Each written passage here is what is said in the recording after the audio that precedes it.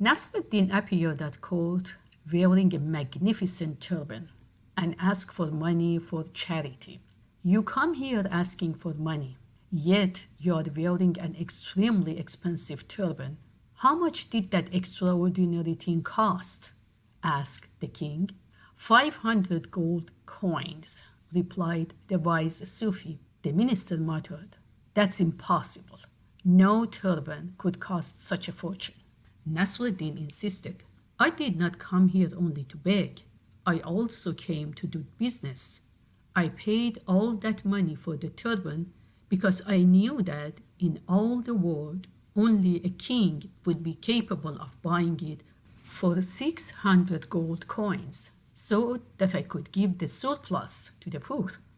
The king was flattered and paid what Nasruddin asked. On the way out, the wise man said to the minister, You may know the value of a turban, but I know how far a man's vanity can take him.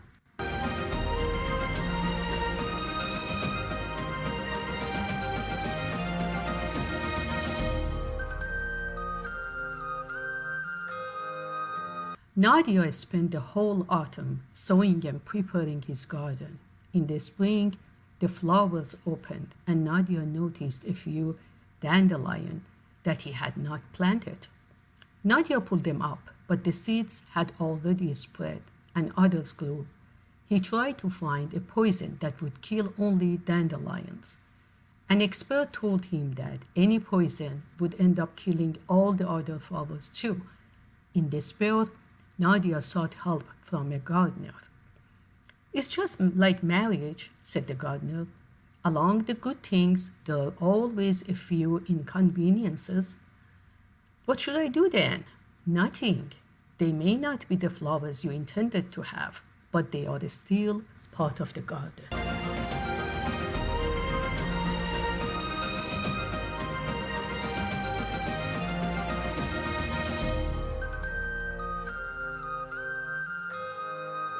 When she was 11 years old, Katy went to her mother to complain. I can't manage to have friends. They all stay away from me because I'm so jealous. Her mother was taking care of newly born chickens, and Katy held up one of them, which immediately tried to escape. The more she squeezed it in her hands, the more the chicken struggled. Her mother said, Try holding it gently. Katy obeyed her. She opened her hands and the chicken stopped struggling. She began to stroke it, and the chicken cuddled up between her fingers. Human beings are like that too, said Mother. If you want to hold on to them by any means, they escape. But if you are kind to them, they will remain forever by your side.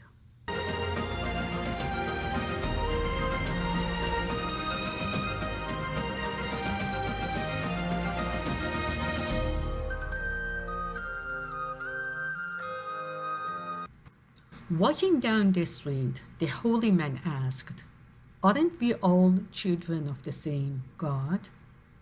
The multitude agreed, and the holy man went on, And if that is so, why we betray our brother? A boy who was watching asked his father, What does betray mean? It means to trick your companion in order to gain a certain advantage. And why we betray our companion? Insisted the boy. Because in the past, somebody began all that. Ever since then, nobody knows how to stop the wheel. We are always betraying or being betrayed. Then I won't betray anyone, said the boy. And so he did. He grew up and suffered a lot during his life, but kept his promise. His children suffered less and had fewer hardships. His grandchildren did not suffer at all.